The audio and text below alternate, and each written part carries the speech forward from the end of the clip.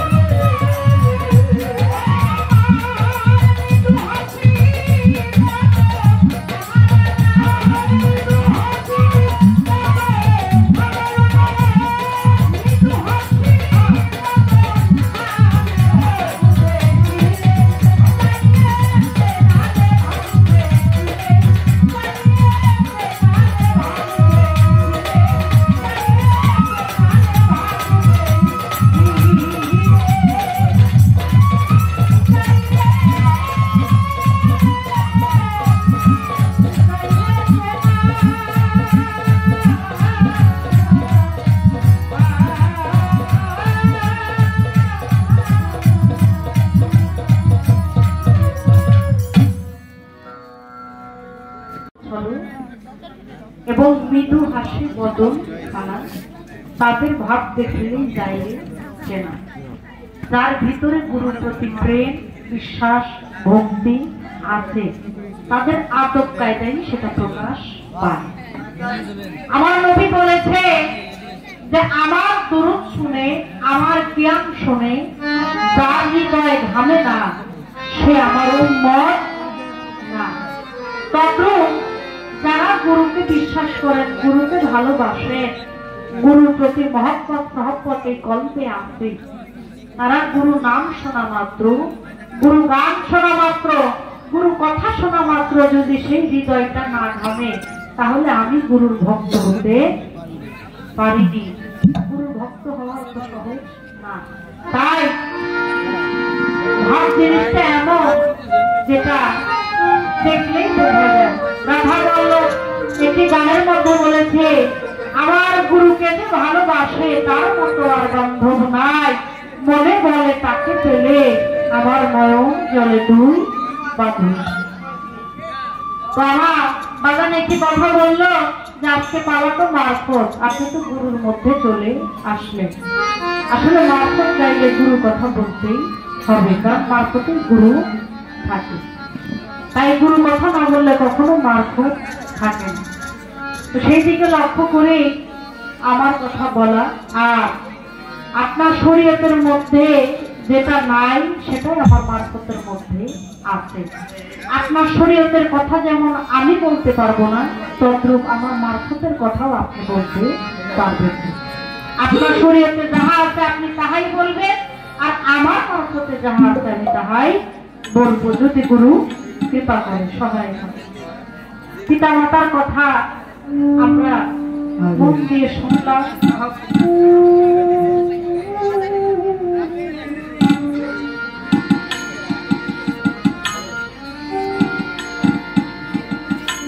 যে মা 10 মাস 10 দিন পেটে ধরে নিজে না খেয়ে না ঘুমে শীতের মধ্যে ভেজা বিছানায় থেকে সন্তানকে বুকের মধ্যে রেখে পার করলেন সারাটা জীবন। যে বাবা মাথার ঘাম পায়ে ফেলে না খেয়ে না ঘুমিয়ে সন্তান মানুষ করার চেষ্টা সারাদিন পরিশ্রম করে, আসলে এই পিতা মাতার কৃতিত্ব কখনোই আমরা সন্তান হিসেবে দিতে পারবো না। সন্তান হিসেবে যদি একবার ভাবি যে আমার পিতা মাতার কদরটা কতখানি, তাহলে অনেক সন্তান আছে যে মা বাবাকে দুমুঠো ভাত দেওয়ার জন্য ওই বৃদ্ধাশ্রমে রেখে আসে, দেখতে পারে না। আল্লাহ একটা পুত্র সন্তান দেয় না বলে মা কত কান্নাকাটি করে, যে আল্লাহ আমার কামাই খাইবার সাথ নাই, আমি মরলে যেন আমাকে কষ্ট মাটি দেয়, আমাকে একটা সন্তান দান করো। কত আদরে সেই সন্তানকে লালন পালন, সেই সন্তান যদি বড় হয়ে পিতা মাতাকে কষ্ট দেয়, তার মতো আর পাপের জায়গা এই দুনিয়ায় নাই। তারপরেও বলবো বাবা, 18 চিজে মানুষ কয়টা?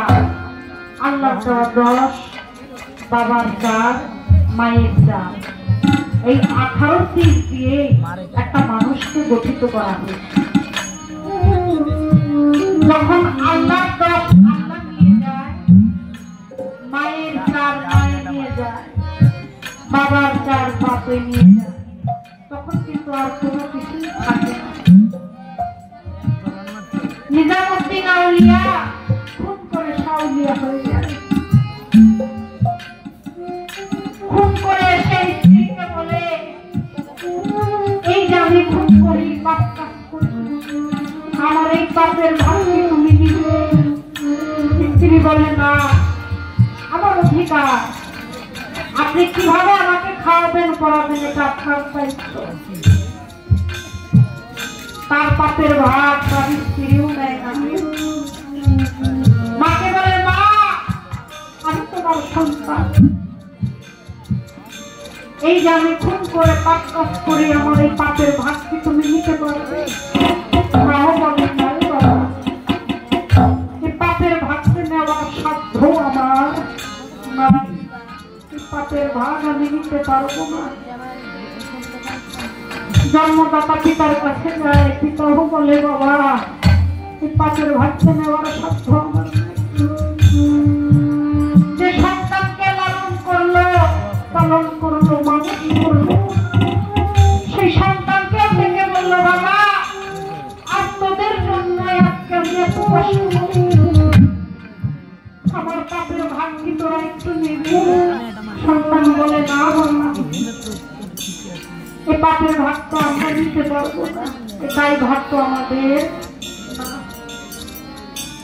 নিদান কালে পাপের ভাগ কেউ নিতে চায় না, একমাত্র গুরু দিলে, একমাত্র গুরুই সেই দিন তার পাপের ভাগ নেয়। একমাত্র গুরু মুর্শিদই তার সহায় হয়। যেই দিন মুরিদ হইলাম সেই দিন আমার বয়ান করলো আজ থেকে পূর্বে যত গুনাহ করেছিলে, পাপ করেছিলে, সমস্ত পাপের দায়ভার আমি নিলাম। কেমন বান্ধব এই ধরনের বুকে আর কি কেউ আছে? আমার পাপের ভাগ গুরু নেয়, তার মতো দরদি আর কেউ নাই। গুরু নৌকা সাজাইয়া ভক্ত নিয়া তার ভক্তের বাড়িতে যায়, গুরু বলে অভিজা তুই আমাকে কেমন ভালোবাসিস? মিজান কয় দয়াল রে আমি যে কেমন ভালোবাসি তা তো বলে বুঝাতে পারবো না, আপনি শুধু একবার বলে আপনার জন্য আমার কি করতে হবে? গুরু বলে মিজান তোর বাড়িতে যে বড় ঘর দেখি এই ঘর কার? মিজান কয় দয়াল এই ঘর আপনার। তাই যদি হয় মিজান তাহলে এই ঘর ভেঙে আমার নৌকায় উঠাইয়া দিই। গুরুর কথায় কাঙাল ভক্ত মিজান এক কথায় ঘর ভেঙে গুরুর নৌকায় উঠাই দিল। মিজানকে বলো মিজান তোর গোয়ালে গোয়াল ধরা গরু দেখিয়ে দেবো কার? এটাও আপনার। ওই আমার যদি হয় তাহলে তোর গোয়ালে কেন, আমার নৌকায় উঠাও। মিজান একে একে সমস্ত গরু দয়ালের নৌকায় উঠাইয়া দিল।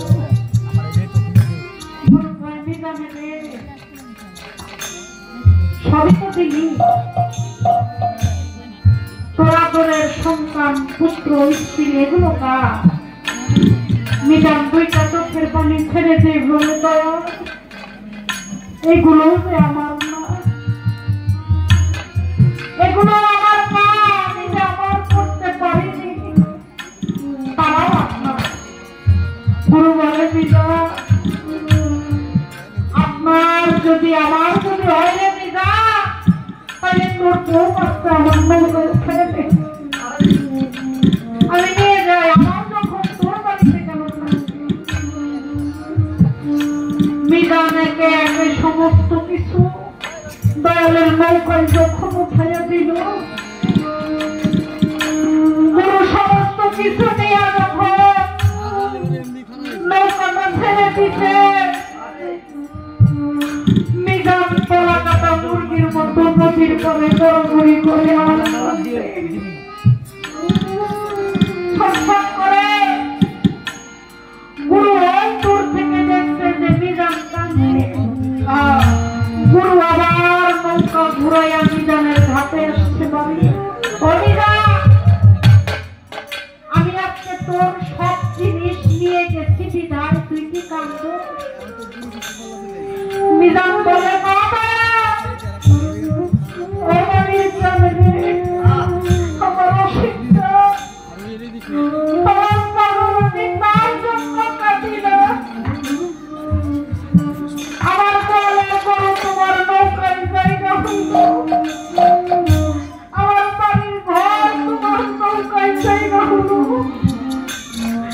আমি তাদের সারা জীবন কামাই করে খাইলাম,